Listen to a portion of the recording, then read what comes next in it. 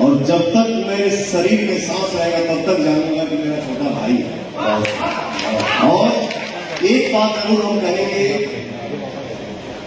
मेरा भाई खेसारी पर्सनालिटी हस्ती है, और जो भी आज बना है अपने मेहनत के दम पे बना है।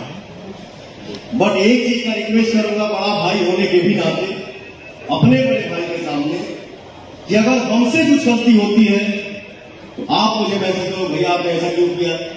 मैं ये कहें कि जनता के बहुत सारे लोगों के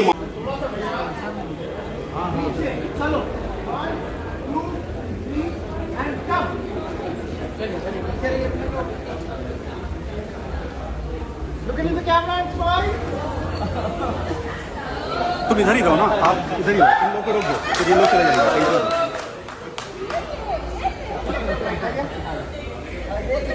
डन डन, इधर इधर इधर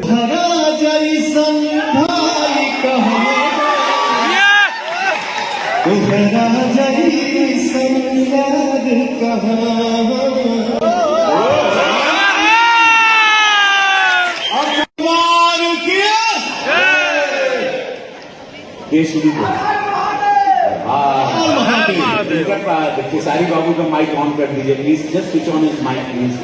हेलो हेलो हेलो, बैठिया बैठा था पीछे की कोई है।